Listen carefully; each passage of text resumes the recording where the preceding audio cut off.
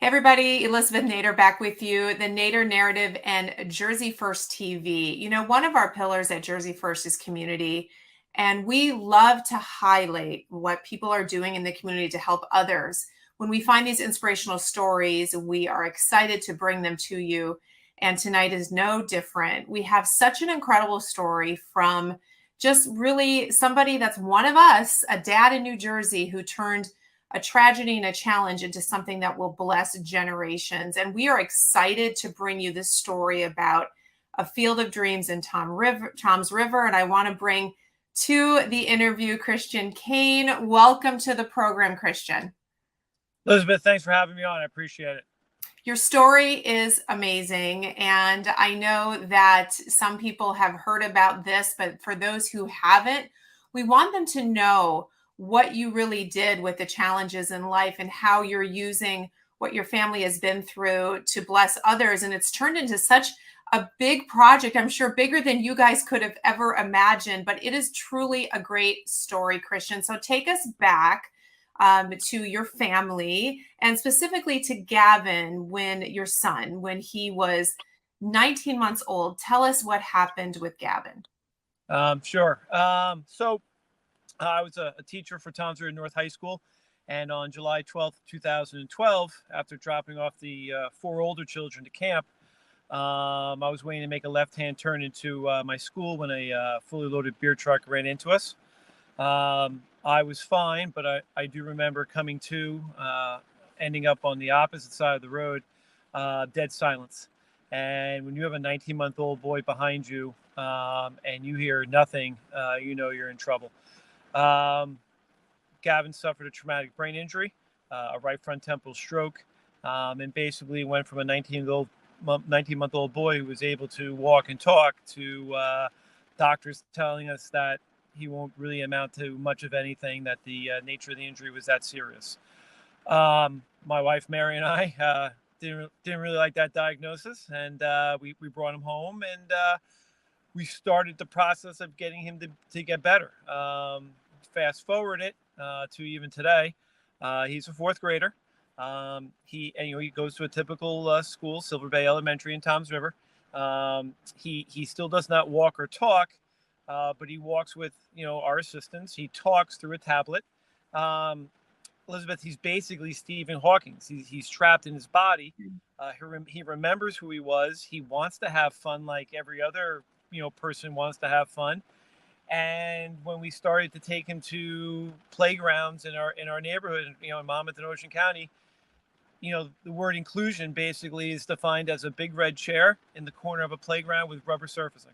Yeah. That's basically, was something that we were now thrown into, and we just it didn't seem fair, not only for Gavin, but for anybody of a special need. Why can't they enjoy fun and enjoyment with their friends, be it either special needs or typical?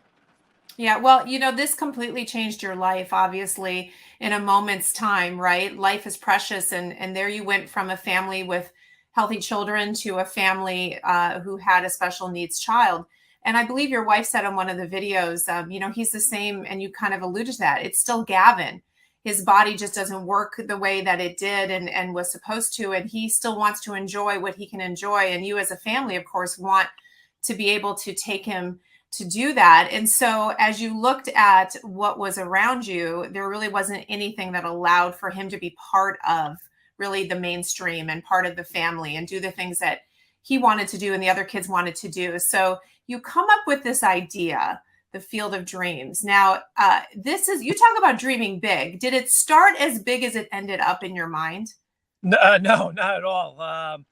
It was basically, the idea was supposed to be, because we called it the Field of Dreams, simply because we were traveling an hour and 15 minutes down to Absecon, New Jersey, for Gavin to play in a Challenger League on artificial turf. And after making this journey multiple times, the people who ran that one said, well, why don't you just build one in Tom's River? And I said, you're out of your mind. He says, I can't do something like that.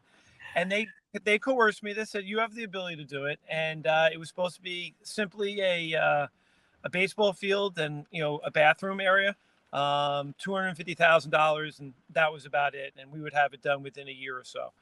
And what had happened was I started to go out and start fundraising and start talking to people. And as I started to do big time talks and looked out into the audience, I noticed that there weren't like, 5, 6-year-old boys out there. There were people in their 50s, 60s, 70s who live with a special need. And I said, well, boy, I said, a baseball field's not going to cut it. And my wife agreed. And that's where like the playground came in, and then the bocce ball court and the basketball court. Well, let's take a look.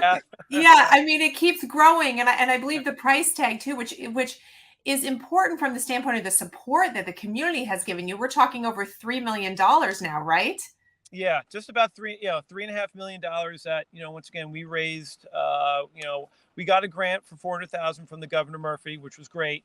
But then the other, about $3 million that we raised or so came from just, selling naming rights and doing fundraisers and, shaking down people who had money.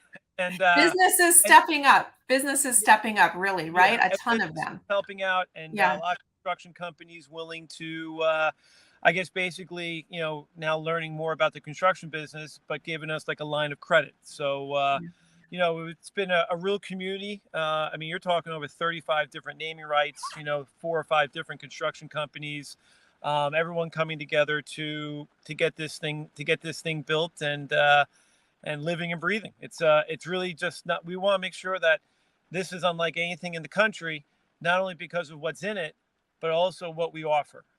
We offer leagues and events and different activities for people of all ages, and it's really an interactive complex, and that's how Mary and I really wanted it to be.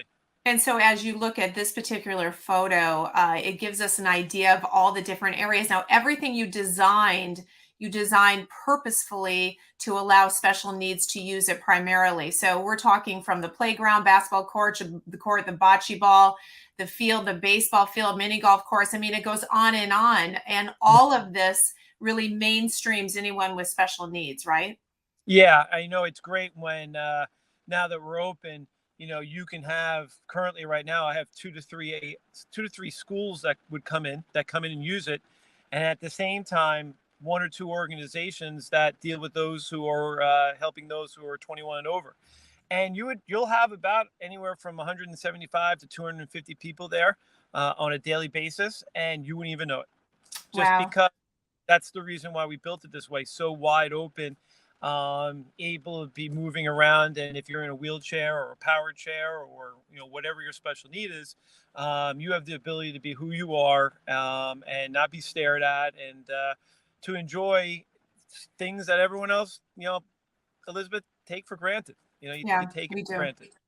We do take it for granted, and this is combining really the best for everyone. And the way the community has stepped up, I mean, the police department, especially in Toms River, I know they're very proud of their relationship with you and very proud of everything that you've been able to accomplish.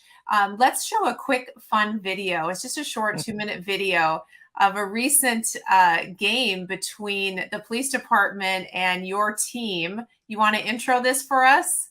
Sure.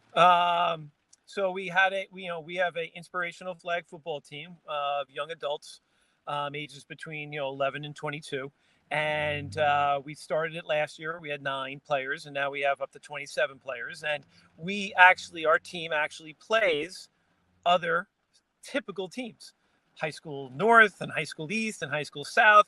On October 10th, we get to play Rutgers University. They're going to come on down.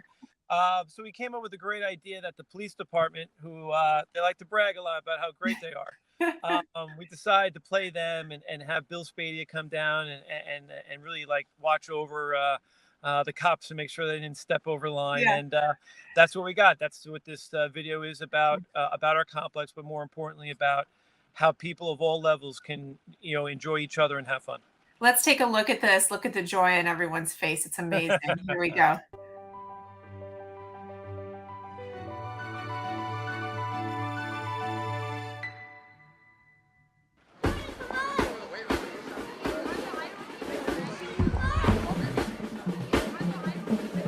My name is Gene Petronsky. I am a lieutenant with the Toms River Police Department. Today we had the opportunity to play a football game against the Warriors. Unfortunately, we lost. We are in this amazing facility here, and I know the Toms River Police Department is just so happy that something like this can be brought to Toms River. There's really nothing like it. When you walk around here, you see the baseball field, you see the miniature golf, just a bunch of things for kids that need it. So enter the playground. We built a typical playground because every family is like mine. You have 1 or 2 people with a special need, but the other 4 or 5 are typical. And that's the idea of all of this, because you want everyone to come and play. I think that the families needed a place like this. And so we're just so happy that it can be brought to Toms River. There's so many great sponsors that were able to donate not just money, but their time. There's a lot of people that put sweat and tears into this, and we're so happy to be part of this. And next time we're gonna win.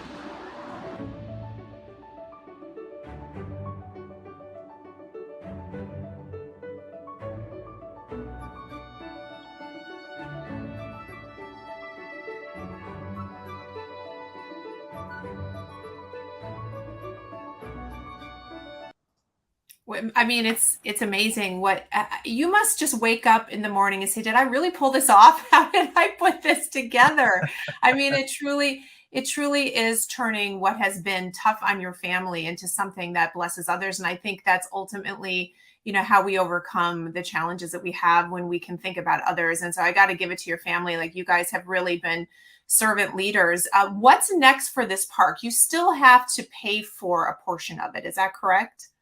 Yeah, we have 3 great companies, 3 construction companies that basically, as I was explaining before, they gave us a line of credit, and we owe about $235,000 left on that, and we're gonna I promised them that I'll pay them back. The inflation really hurt us, really hurt me in regards to things that were supposed to either be extremely cheap or donated for free, and because things got so expensive, I actually went to the 3 companies and said, "Hey, listen, I'm running out of money.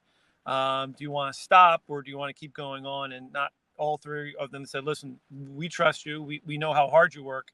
That we know that you'll somehow get this done and get us the money that that you owe us." So yeah, I do owe 235. It wears on me. I do feel bad that I owe them money.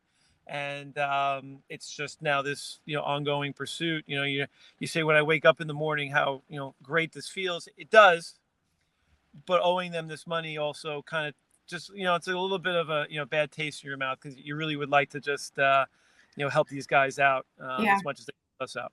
Well, the community is going to help you with that. And I know there are several different efforts to do that, because you have this that you will pay off through the efforts of those supporting you. And also there's ongoing maintenance. So talk about how people can get involved, because really it's amazing, even at small dollars, if we get enough people to contribute, how quickly not only can that debt disappear, but also create a framework where people are supporting this monthly. So Christian, tell us about the different ways people can help.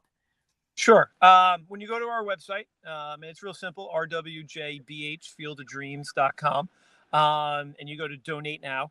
We created a QR code, or a system where you can donate $5 a month to the complex. It's just it's a monthly thing. And you think about spending $5. I mean, you can spend $5 at Starbucks, without even blinking an eye. So we're hoping people can go there and just make that annual donation. And it's as simple as, once again, hitting donate now on our website. And once again, keep going to our website for we run great fundraisers. We have a new one coming out October 22nd, in which Bill Spadia will host, and Craig Carton and Em Roberts of WFAN Radio will also host. And it's a great comedy night at the RWJ Barnabas Arena. So that's something where it's, we have tickets. It's a great place. Tickets that are affordable for everybody. And we're hoping that'll be another, a way for us to knock down this 235 that we still have in front of us. I am confident that you will. We will post those links with this video as well, and just encourage people to get involved. I mean, anyone around the state, anyone who can drive there can use this facility. It is a model, definitely, that most communities really can use. As we close this out, Christian, I want you to share from your heart what you have learned as a dad who obviously never expected to have a son with special needs, after what you guys have been through, what would you say to others who might just be wading into this arena, who didn't expect to be in your shoes either? What have you learned? What are the lessons that you can share? Yeah, I think the biggest one is, don't believe in the word or listen to the word can't. I know it's a conjunction, and this is from a math teacher. But don't listen to can't. You're gonna hear people say, I know I heard the word can't forever. Your son, can't do this, and your son can't do that. Well, guess what? He's starting to do those things again. And you're a high school math teacher. You can't do this. You can't raise $3.5 million, and you can't build this. You know nothing about. It's like constantly can't. And if you listen to them, you could then say, what, maybe they're right. And I think that the best thing is that as long as when you look in the mirror and that face doesn't believe in the word can't, then I think you're all right. I think keep believing in that person in the mirror. If the person in the mirror says, what, you can't do this, well, then you got a problem. But never along this journey did, Mary or I ever think that, we couldn't do this or we can't accomplish what you see on that 2-minute video. And the same for your son.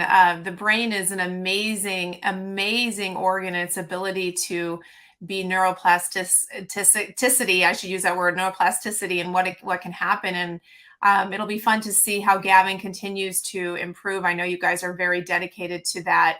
And you're right. It's not about I can't. And that is a great lesson. So we stand with you, with your son.